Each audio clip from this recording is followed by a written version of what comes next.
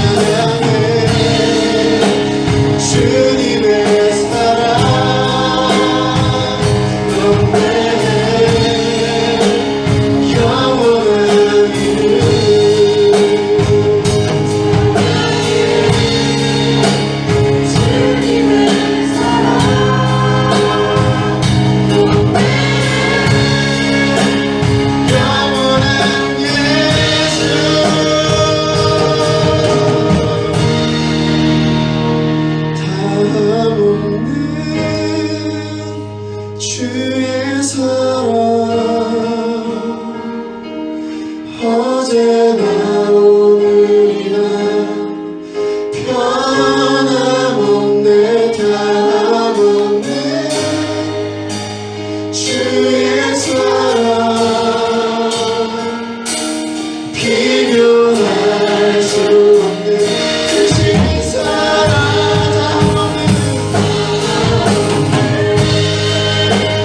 주의 사랑 어제나 오늘이나 변함없는 변함없는 주의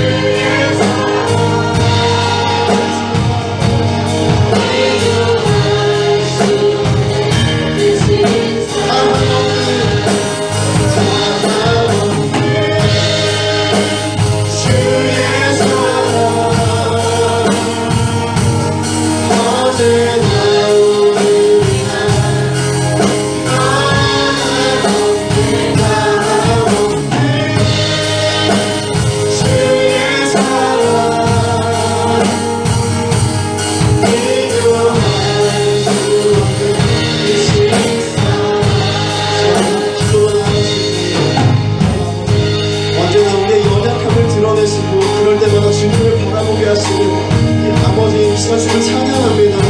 아버지, 우리를 사랑하시는 그 마음, 그 사랑을 시간 다시 한번 깨닫는 시간 되게 하여 주시옵소서. 변함없으신 우리를 향한 그 사랑을 이 시간 다시 한번 깨닫는 시간 되게 하여 주시옵소서. 이 시간 다시 한번 기도로 나아가시겠습니다. 시간 찬양하며 기도하며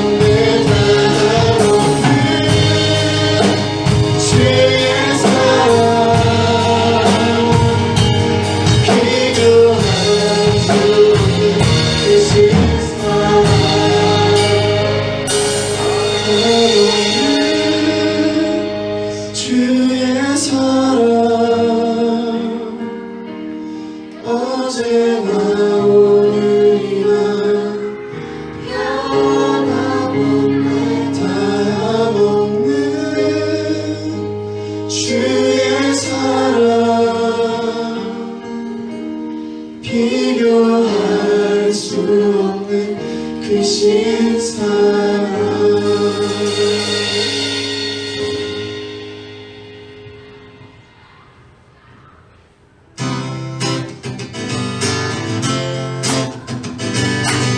지금 다시 자리에서 다시 일어나셔서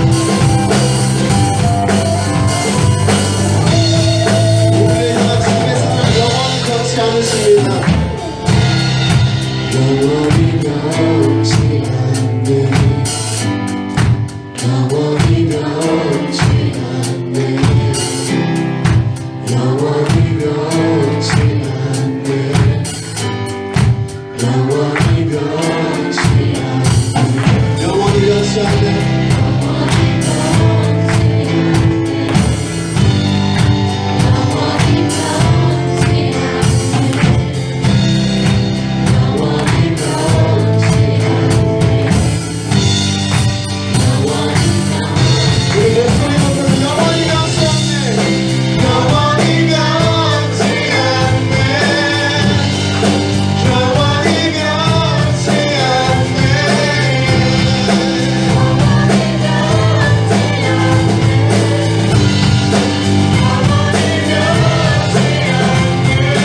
영원히 변치 않네 영원히 변치 않네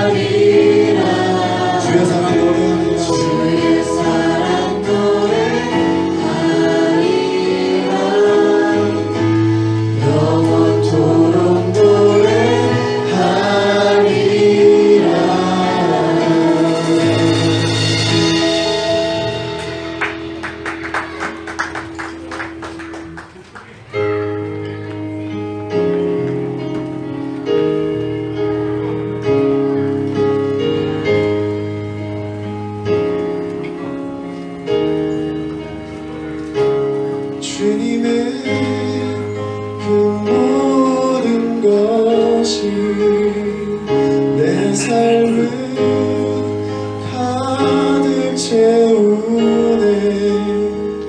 내 모든 갈증과 피로 주 사랑으로 만족시키니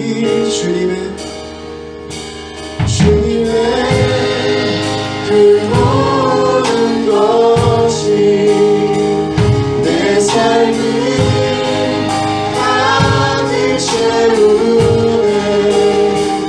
내 모든 갈증과 피로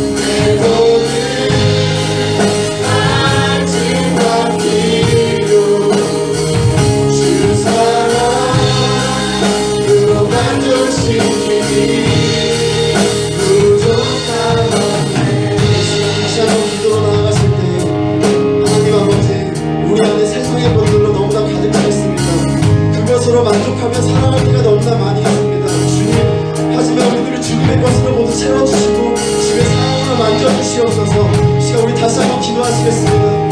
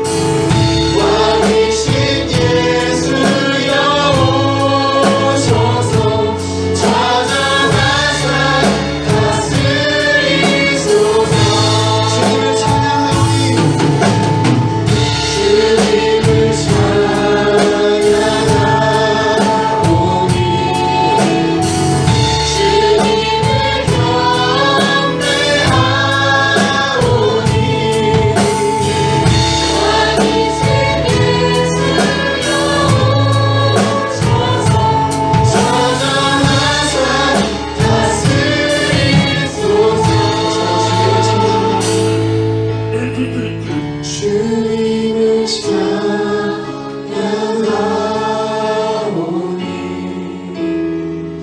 주님을 경배하오니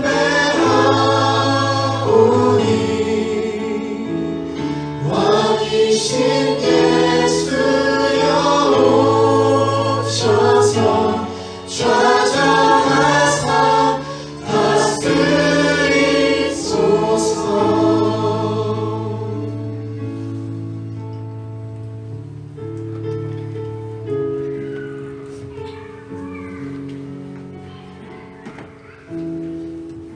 들으시겠습니다.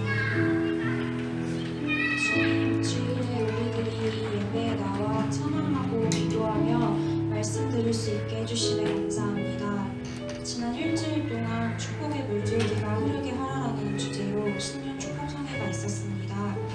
새벽부터 말씀과 기도로 우리와 함께 하신 성령님을 만날 수 있었음에 감사드립니다. 그리고 그 축복의 물줄기가 이 자리까지 흐르고 흘러 넘칠 수 있길 소망합니다. 주님, 청년부에 올해 임원들이 꾸려졌습니다. 이들이 주께 헌신할 수 있게 허락해 주시고 모든 일에 기도로 시작해서 기도로 끝나는 임원들 될 수 있게 해주세요. 그리고 올 한 해 우리 청년부가 부흥되길 원합니다. 주여, 이 자리가 가득 채워지는 것뿐만이 아니라 지금 이 자리에 있는 청년들부터 한 영혼 한 영혼 성령님이 만나주시며 영적인 부흥도 함께 나타나는 한 해 되게 해주세요. 오늘 말씀을 전하시는 김동현 목사님과도 함께 하셔서 주께서 우리에게 하시려는 말씀을 목사님을 통해서 나타내 주시고 목사님의 건강과 사역에도 주님께서 늘 함께 해주세요. 오늘의 예배도 주님 홀로 영광 받으시며 이 모든 말씀 예수님의 이름으로 기도드립니다.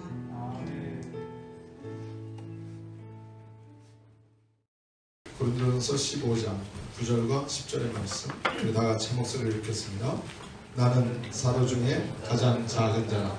나는 하나님의 교회를 관리하였으므로 사도와 신앙받기를 감당하지 못하였으나 그러나 내가 다음은 하나님의 교회를 보내주니 내게 주신 교회를 내가 훌륭하여 내가 모든 사도보다 더 많이 수고하였으나 내가 한 것이 아니요 우리 나와 함께 하신 하나님의 은혜로다. 아멘. 아멘. 지난 신년 축복 새벽 성회 우리 청년들도 열심히 참여하셔서 우리 많은 분들이 함께 기도하게 된 것이 저희에게는 굉장히 큰 힘이 됐습니다. 여러분들이 주로 이 왼쪽, 그러니까 제가 보기에 왼쪽 위쪽에 앉아 계셨죠. 그래서 그곳에 있는 청년들의 얼굴이 탁 보일 때마다 내가 말씀을 전하면서 얼마나 힘이 났는지 몰라요. 그리고 토요일날 어제 마지막 새벽에 이 앞쪽을 또 꽉 채워주셔서 얼마나 감사한지 모릅니다. 근데 오늘 주보를 보니까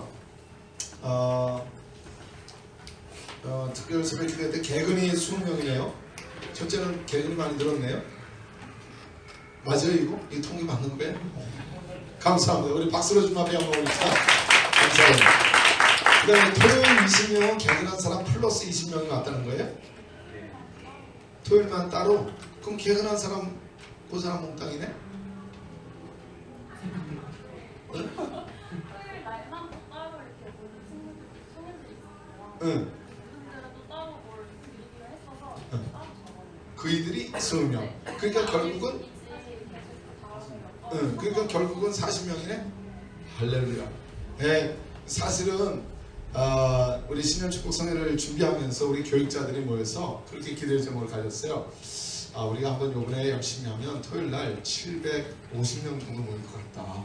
그러니까 우리 750명을 우리의 목표로 삼고 기도의 제목으로 삼고 같이 기도합시다. 우리 교육자들이 같이 그렇게 기도를 하면서 근데 성도님들께 광고할 때는 700명 이상 모이게 해달라고 우리 그렇게 말하고 700명 이상을 위해서 기도하고 실제로는 한 750명 모이도록 우리는 더 특별히 기도를 하자 그랬어요. 그런데 토요일날 모일 때 753명이 모였어요. 그래서 우리가 모여서 그랬어요. 우리의 믿음이 너무 작았나 보다. 우리가 계획한 그 숫자에 딱 플러스 3을 주셨더라고요. 그래서 우리가 한 800명을 목표로 기도를 했으면 어땠을까 뭐 이런 생각을 해보면서 이제 특별히 우리가 1000명 우리 목사님 은퇴하시기 전에 우리 목사님께 정말 은퇴 선물로 가장 기뻐하실 만한 선물로 우리가 1000명 새벽을 깨워서 함께 기도하는 그런 역사를 꼭 이루고 싶은 소원이 간절한데요. 이번에 750명을 허락하신 하나님께서 이제 봄에 신해산 특별 새벽 기도를 통해서 1000명 꼭 이루어주실 줄 믿습니다. 그 1000명 가운데 우리 젊은이들이 불같이 일어나서 우리 함께 뜨겁게 기도하는 역사가 있게 될 줄 믿습니다. 특별히 우리 청년부를 생각하면서 뭐라 그랬냐면 중고등부 45명, 청년부 40명. 그래서 거기가 전부 해서 86석이에요. 그래서 청소년부, 중고등부 45명, 그리고 청년부는 40명으로 85명. 그러면 딱 맞을 거다. 그랬어요. 그러니까 어쩜 그렇게 딱 40이 온대요. 그래. 여러분들 그거 다 아시고 그거 딱 맞춰서 오셨는가 봐. 아무튼 너무 고맙고 여러분들의 함께 기도하는 것이 무조건 저에게 힘이 되었을 뿐만이 아니라 참 감격스러웠습니다. 토요일날 함께 모여 기도할 때 그 소망을 주신 하나님께 감사하고 또 앞으로 여러 가지 하나님의 그 놀라운 축복의 역사를 바라볼 때 또 너무나 감격스러웠습니다. 정말 우리가 기도한 그대로 여러분들의 삶에 축복의 물줄기 흘러가게 되기를 축복합니다. 오늘 우리 함께 근데 아멘 소리가 너무 작네. 아멘 소리가 너무 작네. 다시 한번 아멘 하실까요? 아멘. 아멘. 아멘. 아멘. 그러고 마셔 그래. 정말 우리 하나님의 놀라운 역사를 바라보면서 우리 같이 기도하는 그런 청년부가 되길 소원합니다.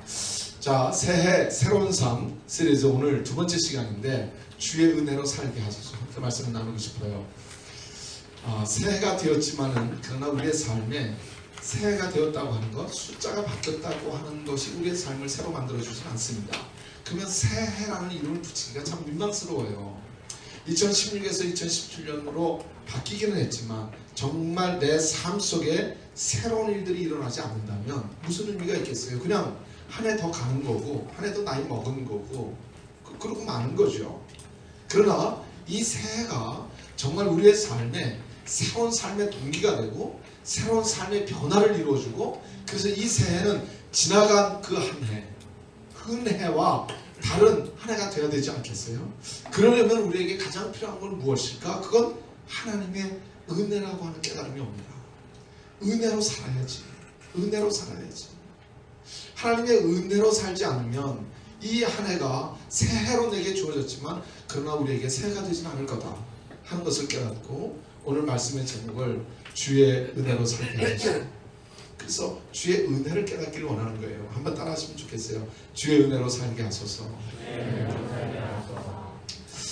은혜가 뭡니까? 교회에서 제일 많이 쓰는 단어 가운데 하나가 은혜죠.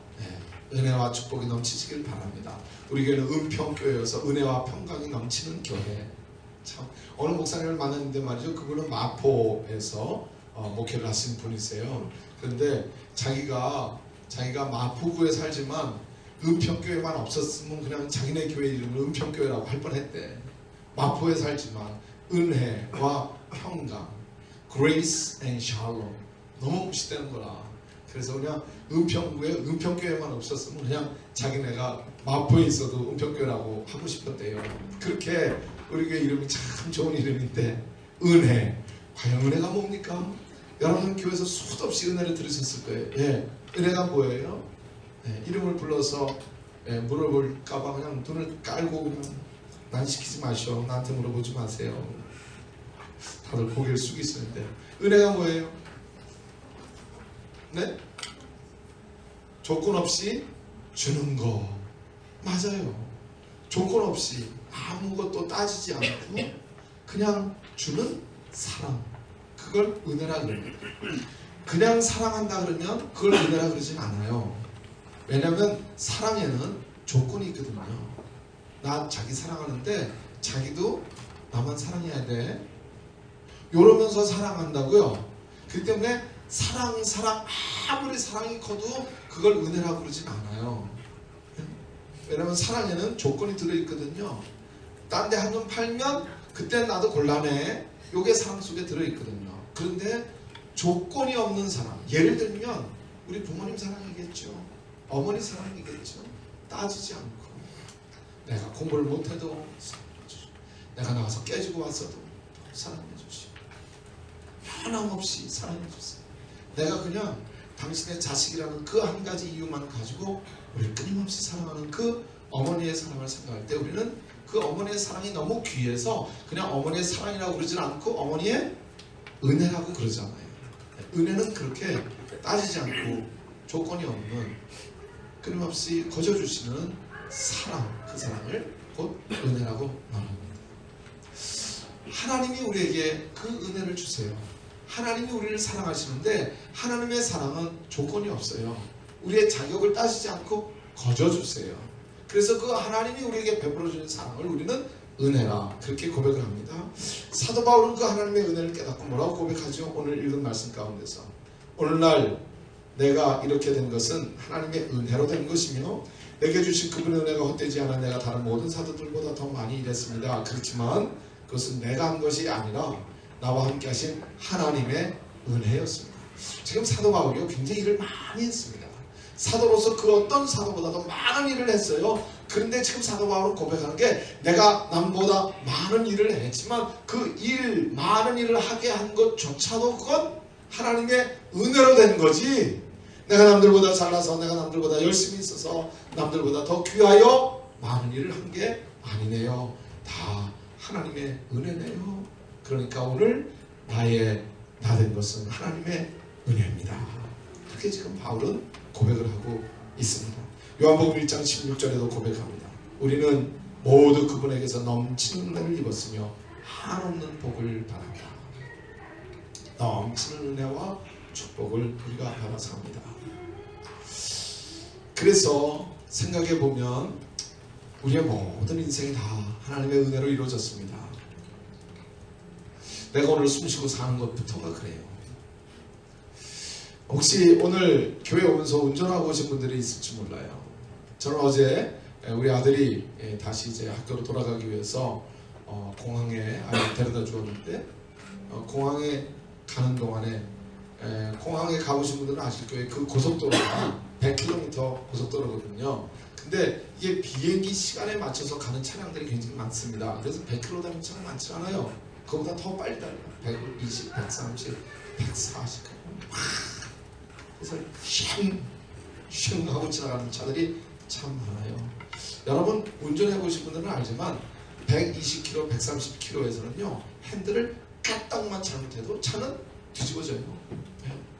뭐 까딱하면 이러고 가는 게 아니에요. 그거는 70km, 80km 때 그런 얘기고 120km, 130km 되면요 까딱하면 차는 완전히 굴러갑니다. 다 뒤집어져요.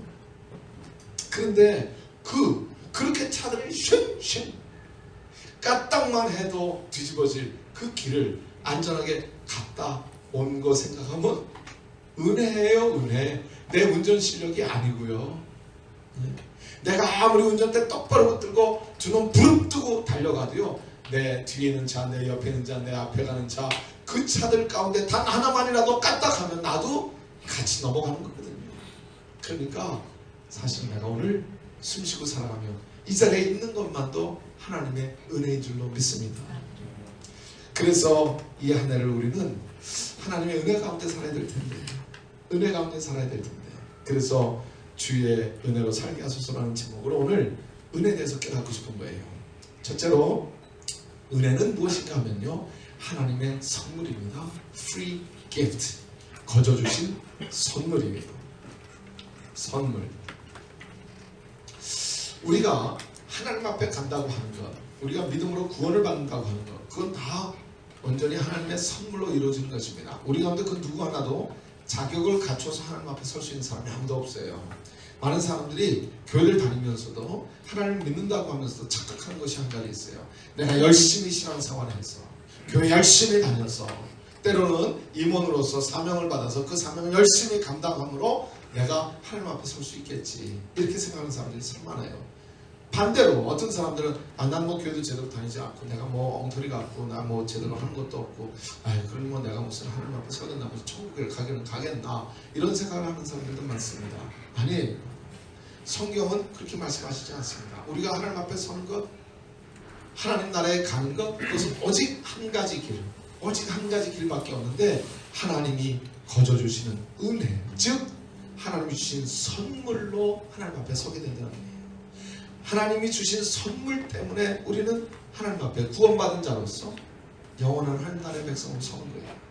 우리 가운데 우리 스스로 노력을 해서 그래서 하나님 앞에 점수 받아가지고 그렇게 하나님 앞에 설 수 있는 사람은 아무도 없습니다. 우린 다 하나님의 은혜 거저 주신 선물로 쓰는 거예요. 그래서 로마서 11장 6절에 이렇게 말씀한 거예요. 그들도 선을 행해서가 아니라 하나님의 은총으로 선택된 것입니다. 그렇지 않으면 값없이 주는 선물이 더 이상 값없이 주는 것이 될 수 없기 때문입니다. 일을 해서 얻는 것이라면 선물은 아닌 것입니다. 말씀했어요. 선물은 열심히 일하고 받는 게 아니죠. 열심히 일하고 월급 받을 때 그때 사장님이 자 선물이야 그리고 월급 주면 여러분 무슨 기분 드시겠어요? 억울하잖아요. 나 한 달 동안 열심히 일했는데 근데 내가 일하는 것에 대한 대가를 내가 받는 것인데 근데 무슨 선물 준다고 그러나 속상하지요. 거저 주는 게 선물입니다. 사랑이 담긴 거저 주는 것 그걸 우리는 선물이라고 말하죠. 내가 일하는 것에 대해서 대가를 받을 때는 그건 선물이라고 말하지 않습니다. 그런데 하나님께서 우리를 선을 행해서 착한 일 많이 했다고 우리를 구원하시며 하나님의 자녀 삼으신 것이 아니고요. 하나님이 거저 주시는 선물로 우리가 그 은혜를 입어 하나님 앞에 서게 되었다는 것입니다. 세상에 많은 종교들이 있어요. 모든 종교의 신앙의 형태는 사실은 한 가지입니다. 여러 가지 다양한 내용을 가지고 신앙의 무슨 경전도 가지고 있고 여러 가지 나름대로의 율법과 율례들을 갖고 있지만 사실 내용을 보면 한 가지입니다. 모든 종교는 다 하나예요. 그들이 가장 중요한 것은 무엇인가 하면 하라, do or don't 하지 마라 예요. 신에게 합격 점수 받기 위해서 하는 거예요. 신에게 합격 점수 받기 위해서 하지 않는 거예요. 오늘날 IS가 얼마나 무서운 공포의 존재가 되었습니까? 저들은 왜 젊은 애들이 생명을 던져서 폭탄을 짊어지고 가서 테러를 저지르죠? 하라! 그거 하면 너는 천국에 가서 안방자리에 앉을 거야. 그래서 하는 거예요. 하라! 그게 모든 종교에 다 공통점입니다. 그런데 우리가 믿는 예수님은 달라요. 우리가 믿는 예수님은 하라가 아니고요. 이미 했다 입니다. It is done. do가 아니고요. 내가 이미 했다, 다 이루었다는 거예요. 그래서 이미 다 하신 그것을 나는 그저 인정하고 받아들이기만 하면 되는 거예요. 거저 주는 선물을 그냥 받으면 되는 거예요. 하나님은 우리에게 거저 주는 선물로 놀라운 은혜를 주셨어요. 하라와 이미 했다는 엄청난 차이가 나는 것입니다. 하라에는 은혜가 없어요.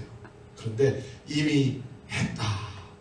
그러니 내가 이제 거저 주마. 거기는 놀라운 은혜가 들어있는 거죠. 로마서 5장 16절에 말씀합니다. 하나님이 거저 주시는 은혜의 선물로 많은 죄인들이 의롭다는 인정을 받게 되었습니다. 거저 주시는 은혜의 선물을 받은 사람 하나님 앞에 의롭다고 인정을 받습니다. 내가 의로워서가 아니에요. 내가 의인이 되었다가 아니에요. 의인으로 여겨주신다. 의인으로 인정해주신다. 의인으로 봐주신다. 의인이라고 불러주신다는 것입니다. 예수님을 통해서 주신 하나님의 은혜로 하나님 앞에 우리는 의롭다 인정을 받았기 때문에 우리는 천국에 가게 되는 것입니다. 그걸 하나님의 은혜의 선물, 거저 주시는 선물이라고 합니다. 둘째로 은혜는 무엇인가 하면요, 믿음으로 받는 것입니다. 은혜는 뭐로 받는가 하면 믿음으로만 받아요. 에베소서 2장 8절의 말씀, 이건 굉장히 중요한 말씀입니다. 에베소서 2장 8절 우리 같이 좀 읽으면 좋겠습니다. 함께 주목해서 읽도록 하죠. 하나님의 은혜로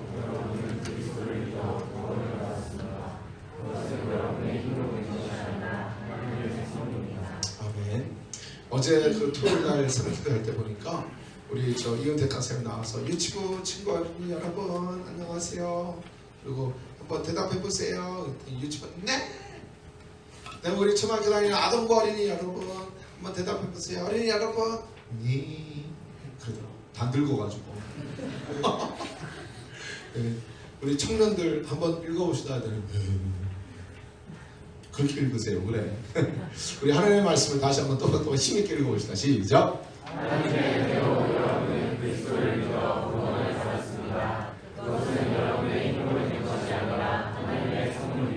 아멘. 우리가 힘있게 성경 구절을 읽는 게 굉장히 중요해요. 지금 잠깐 3,000% 빠졌다가 돌아오겠습니다.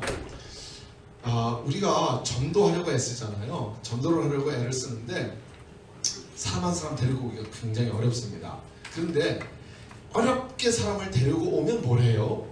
와서 가만 앉아있어 보니 뭐 다 졸고 난 잘 못 알아듣겠고 뭘 하는지도 모르겠고 그래서 아유 나 재미없어 나 다음에 안 갈래. 그리고 다시 안 오면 어렵게 힘들게 데리고 왔는데 가기 싫다고 그러면서 다음부터 안 오면 발장 도루묵이잖아요. 아무 소용이 없잖아요. 그러면 그 한 사람이 누군가의 소개로 누군가의 부탁을 받고 왔는데 와서 여기 앉아서 같이 예배를 드리는데 그 사람이 그냥 왔다 가는 게 아니라 다음에도 나 또 가고 싶고 계속 오고 싶고 그래서 변화돼서 우리와 함께 믿음의 사람이 되게 만들려면 어떻게 해야 되겠어요? 목사가 설교를 기가 막히게 잘하면 그 사람이 야 기가 막히네 저거 또 들어와야지 그러고 올까요? 그런 일은 쉽지 않습니다. 왜냐하면 우리가 교회에서 설교 시간에 이 말씀을 나눌 때에 우리가 쓰는 단어들이 있어요. 세상에서는 전혀 쓰지 않는 단어를 굉장히 많이 씁니다. 은혜라는 말도 세상에서는 안 써요. 세상에서 언제 뭐 이렇게 학교에서 공부 끝나고 나가면서 교수님 은혜 받았습니다. 아니잖아. 그게 어딨어. 그게 어딨어. 그리고 야 우리 은혜 받자. 뭐 우리 그런 거 없잖아요. 무슨 은혜니 뭐 우리가 쓰는 단어들 자체가 굉장히 어려운 종교적인 어휘들이 많다고요. 그러니까 정말 내가 하나님에 대해서 전혀 모르는 사람이 여기 왔잖아요. 앉아가지고 이 30분 40분 동안 설교를 들으면서 그 말을 알아듣기는 굉장히 어렵습니다. 시간이 좀 필요해요. 오리엔테이션이 좀 되고 나면 그 다음부터 귀도 열리고 알아듣기 시작한다고요. 그래서 말씀의 은혜를 받고 그 다음 주도 또 나오게 되기란 웬만해서 쉽지가 않아요. 그러니까 아직도 지금 자꾸 말씀을 안 듣고 딴짓하는 분들도 있잖아요. 지금도 아직 귀가 안 열려가지고 그러면 말씀을 통해서 은혜를 받는 것도 아니고 그럼 어떻게 또 다음 주에 오게 될까요? 우리 찬양팀의 찬양이 너무나 은혜로 모아서 그럼요. 그 가능성이 훨씬 큽니다. 음악은 또 다른 언어거든요. 음악은 또 다른 언어인데 설교 말씀은 이 단어와 어휘와 그 배경을 이해하지 못하고 다 깨닫지는 못하는데 음악이라고 하는 것은 훨씬 더 우리 젊은이들에게 강하게 다가가는 언어입니다. 감성을 담은 언어예요. 그래서 그것이 훨씬 더 마음에 와닿지요. 그 때문에 찬양을 잘 준비해서 찬양을 은혜롭게 드리는 건 굉장히 중요해요. 그게 그 마음의 영혼에 터치를 주거든요. 음악이. 그런데 그것만 가지고 음악이 좋아서 또 오겠다는 사람은 많지 않아요. 왜냐하면 그 말하는 음악은 세상에도 많아요. 예? 그냥 컴퓨터 틀어놓고 그리고 이어폰 꽂으면 우리 차량부터 기가 막히지만 그러나 그 말하는 음악은 얼마든지 다른 데도 있거든요. 그러면 이 사람들이 왔다가 야 나 거기 또 가고 싶어. 그리고 다시 오게 만드는 강력한 동기부여는 어디서부터 이루어질까요? 저는 그렇게 믿어요. 여러분의 예배를 드리는 자세입니다. 뭐라 그러는지 잘 모르겠어. 일리가 있기는 한데 아직 다 잘 알아듣지는 못하겠어요. 뜻이 있는 이야기인 것 같아. 그리고 찬양을 부를 때 보니까 음악도 신이 나고 참 좋아. 이거 내 타입이야. 코드가 맞아. 그러나 그것만 가지고 오기는 힘들어요. 그런데 가만 예배를 드리는 사람들의 모습을 보니까 이 친구들이 다 바보는 아닐 테고 다 엉터리 같은 친구들은 아닐 테지만 그러나 집중하고 열심히 찬양을 부르고 그리고 말씀을 받을 때 아멘하고 그리고 거기에 뭔가 확신이 있고 눈동자가 살아있는 모습으로 예배를 드린 것을 확인하게 될 때 그때 그들의 마음에는 엄청난 도전을 받아요. 여기 뭔가 있으니까 쟤들이 지금 저러고들 있지. 쟤네 다 못나고 나보다 바보 같은 애들이어서 그래서 할 일 없어서 지금 저기서 저러고 넉넉히 있는가? 그건 아닐 텐데 저들이 주목하고 저들이 아멘하고 저들이 반응하고 그리고 찬양하고 박수를 치고 그럴 때는 분명히 거기 뭔가 있을 거다 하는 그것이 도전이 되면 그러면 그 다음 주에 다시 발걸음을 옮겨요. 끌어당겨요. 그게 자석처럼 새로운 사람들, 알지 못하는 사람들 끌어당기는 힘이 되거든요. 원하기는 여러분들이 예배드리는 그 자세가 그게 그들을 끌어당기는 파워가 될 수 있길 축복합니다. 그게 전도예요. 그러니까 전도는 바깥에서 열심히 사람을 데리고 오는 것만 전도가 아니에요. 여러분들이 여기서 열심히 성경을 읽고 찬양을 드리면서 온 마음을 다해서 예배하는 그 예배가 전도가 돼요. 믿으십니까? 여러분들의 예배가 전도가 돼서 우리 자리가 점점 차고 넘치는 역사가 나타나게 될 줄로 믿습니다. 삼천포로 갔다가 좀 오래 갔다 오네. 한참 갔다가 지금 다시 오겠습니다. 자, 에베소 2장 8절을 읽었죠. 하나님의 은혜로 여러분 그리스도를 믿어 구원을 받았습니다. 믿어 구원을 받는데 하나님의 은혜가 먼저 있으니까 믿을 게 있는 거예요. 하나님이 내게 구원을 선물로 주셨다고 하는, 거저 주시는 선물이라고 하는 것을, 그 놀라운 은혜를 주셔서 그래서 내가 그걸 믿음으로 받아들여 구원을 받았다고 성경은 분명히 말씀해 주시고 있습니다. 그래서 그것은 여러분의 힘으로 된 게 아니에요. 하나님 주신 선물로 된 거예요. 선물을 믿음으로 받은 거예요. 내가 아무리 기가 막힌 선물을 주어도 여러분이 받아들이지 않으면 여러분 것이 되지 않는 것처럼 하나님이 선물로 은혜를 주셨지만 그걸 믿음으로 받지 않으면 여러분의 것이 되지 않습니다. 하나님의 은혜는 믿음으로 받는 거예요. 그 주신 선물을 첫 받아들이고 그래요 고맙습니다 하고 받아들이는 것, 요걸 믿음이라고 하는 것입니다. 로마서 4장 16절에도 말씀하죠. 그러므로 그 약속은 믿음에 근거한 것입니다. 나의 공로가 아닙니다. 오직 하나님의 은혜입니다. 성경에 보면 이 하나님의 은혜를 잘 보여주는 유명한 이야기가 있죠. 어느 집에 두 아들이 있었습니다. 하루는 작은 아들이 아버지의 유산을 미리 달라고 졸라댑니다. 이 아들은 그렇게 생각했어요. 아버지 지금 너무 답답한 거야. 나가기만 하면 그럼 나는 멋지게 살 거다. 성공하고 행복하게 살 거다. 그래서 아버지에게 돈을 달라고 합니다. 재산을 챙겨서 집을 뛰쳐나갔어요. 돈이 있을 때는 친구도 있었습니다. 여자도 있었습니다. 근데 그 여자들이 다 이뻐. 그래서 신났지. 그런데 돈 떨어지니까 친구도 떠나고 이쁜 여자도 떠나고 그리고 행복하지 않았어요. 행복하지 않았을 뿐만이 아니라 먹고 살 것조차도 없게 됐어요. 거짓 신세가 되었습니다. 그래서 돼지를 치는 노동자가 되었습니다. 돼지가 먹는 것을 얻어먹고자 했으나 그것도 쉽지가 않았어요. 결국은 줄인 배를 채울 길이 없었습니다. 아버지의 집을 그때서야 생각이 나요. 아버지의 집에 생각이 나서 아버지의 집에만 가면 그래도 먹을 거는 있는데, 그래서 아버지의 집으로 돌아가기로 어렵게 결정합니다.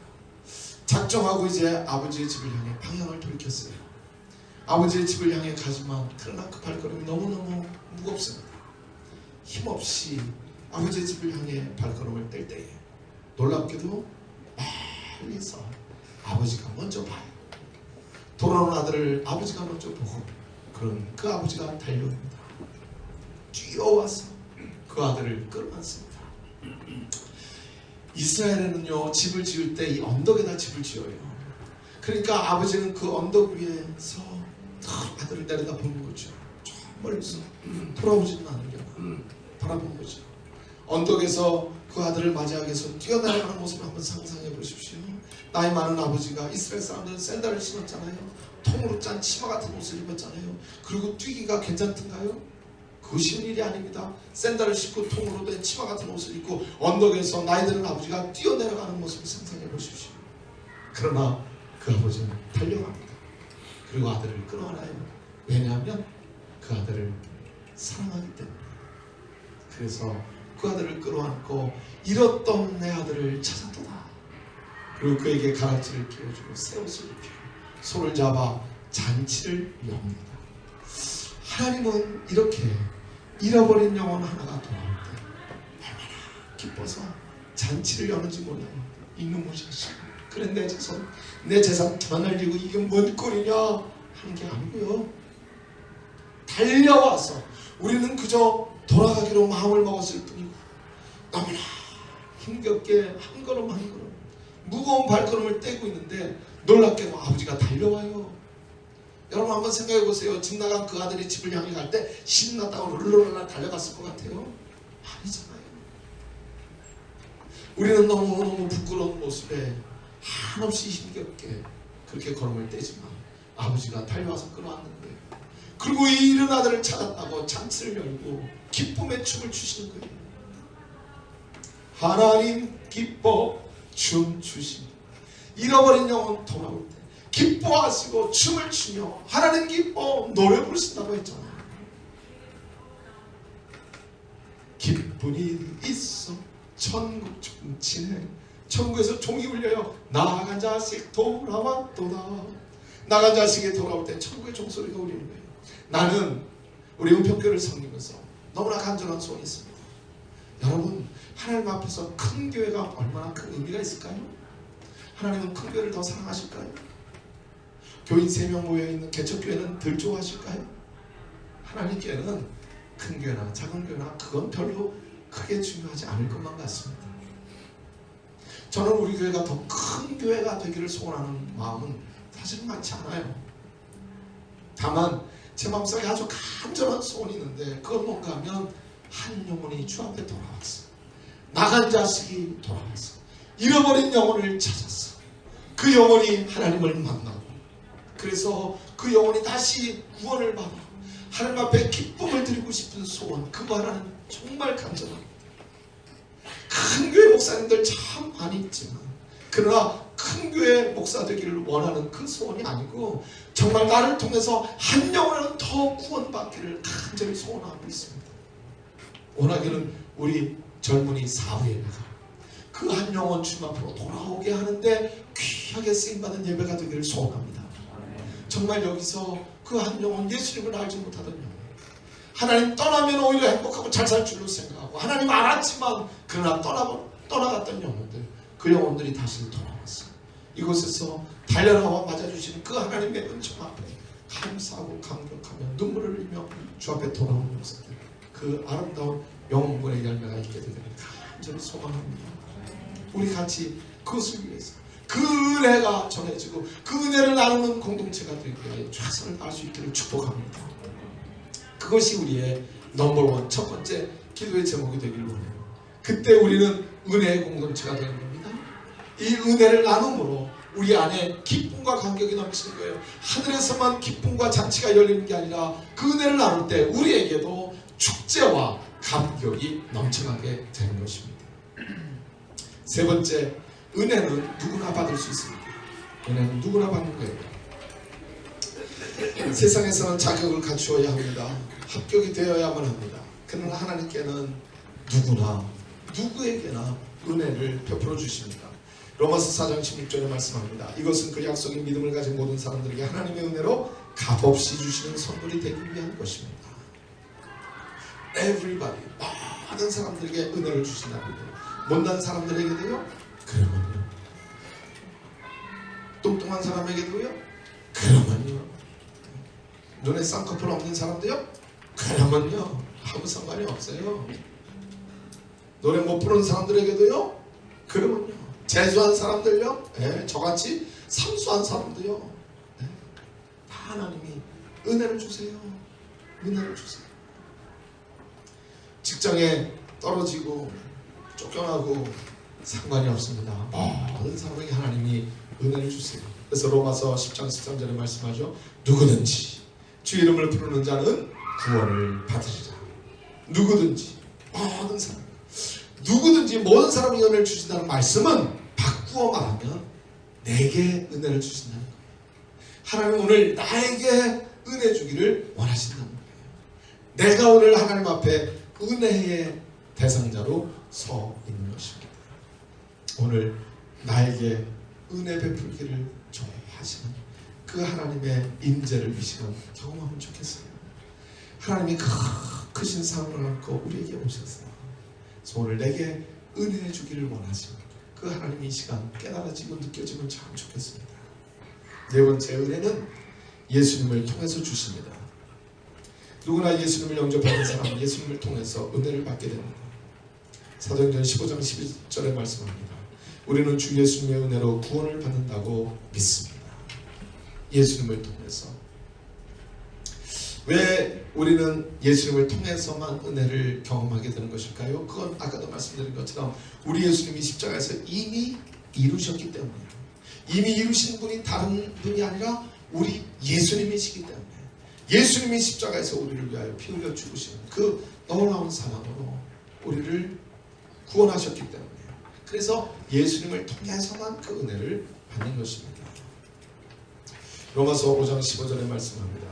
한 사람 예수 그리스도의 은혜로 말미암은 선물은 많은 사람에게 넘쳤느니라. 한 사람 예수님이 십자가에서 치른 희생의 값으로 이제 모든 사람, 그를 믿는 모든 사람이 은혜의 선물을 받아 누리게 되었습니다. 예수를 통해 은혜를 받아 그 은혜 속에 살아가는 사람을 성경에서는 이렇게도 표현을 해요. 예수 안에 있는 사람이다. 예수 안에, in Christ. 예수 안에 사는 사람이 바로 은혜로 사는 사람이에요. 예를 들면 이렇습니다. 여기 말씀 노트가 있어요. 여기 말씀 노트가 있는데요. 이걸 우리 인생이라고 한번 이야기해 봅시다. 그리고 여기 성경책이 있습니다. 이걸 예수님이라고 이야기해 봅시다. 나는 인생을 살아가면서 잘못할 때가 참 많습니다. 실수할 때도 많고요. 또 잘못 선택하게 될 때도 많고 죄를 지을 때도 참 많습니다. 그 때로는 우리 인생이 두렵죠. 때로는 찢기기도 하고 많은 아픔과 상처를 경험하면서 망가질 때가 참 많습니다. 너무나 부끄러운 모습, 망가진 모습, 어디다가 내놓을 수도 없는 그런 모습이 되어버릴 때가 참 많습니다. 때로는 속아서, 때로는 나쁜 습관 때문에, 때로는 잘못된 선택 때문에 내 모습이 너무나도 부끄럽고 더럽고 엉망이 되어버리면 안 됩니다. 그런데 성경이 말씀하세요. 우리가 비록 이런 모습이 되었다 할지라도 하나님께로 돌아가기만 합니다. 하나님의 은혜 앞에 서기만 합니다. 그러면 나를 위해 피 흘리신 그 십자가의 예수님을 통해서 나를 받아주세요. 비록 나는 망가지고 부끄럽고 엉망의 인생이 되어버리고 말았지만 예수 안에 우리를 받아주세요. 우리 인생을 예수 안에 품어주세요. 그래서 예수님 안에 나는 못나고 깨지고 찢어진 모습입니다. 상처 많은 아픔을 안고 사는 인생인 것 같은데 예수 안에 나를 품으세요. 그리고 나를 바라보십니다. 하나님이 죄 많은 인생으로 우리를 바라보는 게 아니라 예수 안에 우리를 품어 우리를 바라보세요. 그러니까 의롭다고 인정해 주시는 거죠. 나는 엉망인 것 같고 부끄러운 모습이었지만 이제 예수 안에 있게 되니까 더 이상 나의 그 부끄러운 모습이 보이지 않습니다. 이제 무엇만 보여요? 예수님만 보이잖아요. 그래서 우리는 그렇게 찬양하는 거예요. 세상과 나는 간 것 없고 구속한 주만 보이도다. 아멘입니다. 우리에게 베푸시는 내가 바랍니다. 하나님은 이제 나를 보실 때 예수를 통해서 보시고 그래서 의롭다고 인정해 주시고 하나님의 자녀로 삼으셔서 우리를 구원해 주시는 줄로 믿습니다. 그게 은혜. 2017년 새로운 한 해가 되었죠. 새로운 한 해가 되었다고 해서 우리의 생명이 우리의 삶이 새로워지지 않습니다. 우리의 나쁜 습관 그대로 있는 것 같고요. 우리의 나쁜 죄성도 그대로 있고요. 나의 못난 성품 이거 다 그대로 있는 것만 같습니다. 그러나 예수 안에서 해결될 수가 있어요. 예수 안에서 하나님이 우리를 새롭게 빚어주실 것입니다. 그러므로 새로운 한 해의 희망은 새로운 한 해 바뀌어진 숫자에 있는 것이 아니고 은혜로 우리를 품으시는 하나님께 있는 줄로 믿습니다. 예수 안에 있으면 그것이 우리의 희망이에요. 그래서 새해 우리는 새로운 삶을 살아가게 될 줄로 믿습니다. 우리 젊은 여러분 지난 한 해 동안 여러분의 삶 속에 정말 두고두고 후회할 것만 같은 그 어떤 부끄러운 일이 있었다 할지라도 상관없습니다. 이제 하나님의 은혜가 우리 앞에 있잖아요. 하나님의 은혜 앞에 우리의 삶을 맡기는 거예요. 예수 안에 들어가는 거예요. 예수로 품어주시면 비록 한없이 눈물을 흘릴 너무나도 아픈 일들이 많았다 할지라도 그 지나간 시간 때문에 내가 더 이상 부끄러운 인생을 살도록 하나님 버려두지 아니하실 것입니다. 그 은혜로 품어 나를 회복시켜 주시고 치유하시고 그리고 새로운 소망을 향해서 나아가게 만드실 거예요. 지나가는 일들 때문에 여러분의 삶에 낙심하는 일이 없게 되길 바랍니다. 우리 주님은 여러분의 지나간 그 실수와 잘못 때문에 절대로 여러분을 버리지 않거든요. 여러분을 그것 때문에 인정하지 않는 게 아니거든요. 오히려 그 놀라움으로 부어서 잃었던 내 자신, 그리고 오히려 은혜 가운데 우리를 회복시키시고 새로운 소망 가운데 나아가게 하실 줄로 믿습니다.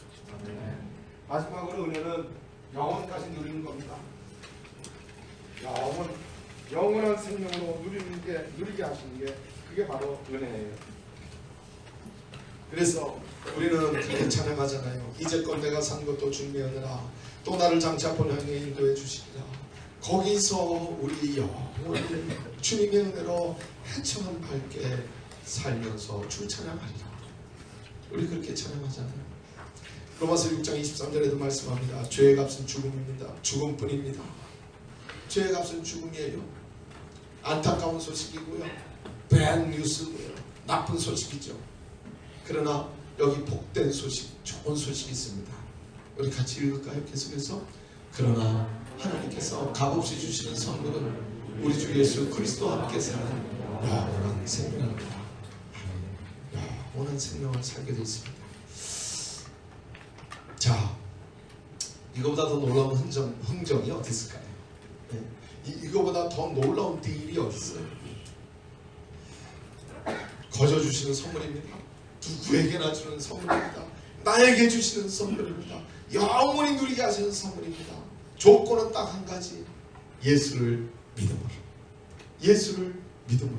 그 한 가지 조건이에요. 정말 수지 맞는 흥정이죠. 놀라운 딜입니다. 예수 그리스도를 믿음으로 받아들이기만 하면, 그분이 나의 구주가 되시고 나의 주인이 되시기만 하면, 그러면 우리는 이 놀라운 은혜 가운데 사는 거예요. 이사야 30장 18절의 말씀이에요. 여호와께서 기다리시라. 이는 너희에게 은혜를 베풀려 하십니다.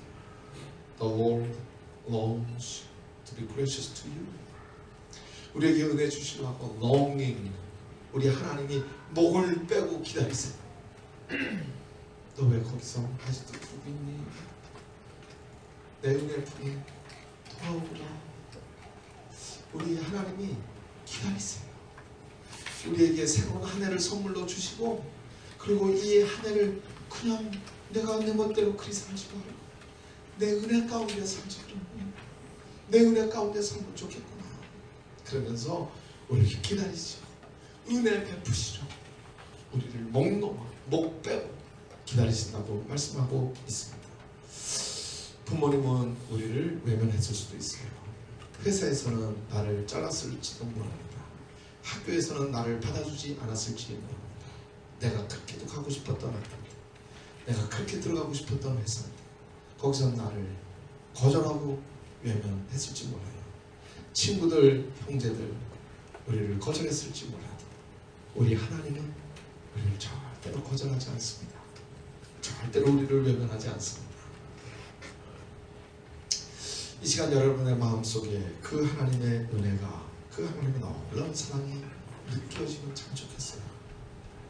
우리 하나님 말씀하십니다. 내가 너를 다 안다. 내가 얼마나 부끄럽고 내가 얼마나 엉망이고 못났는지, 그래 내가 다 안다.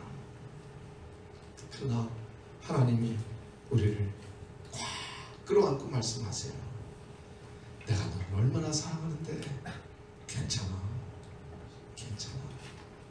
하나님 우리를 꽉 끌어안고 말씀하세요. 괜찮다고. 하나님이 괜찮다 그러면 그 정말 괜찮은 거예요. 하나님이 됐다 그러면 된 거예요.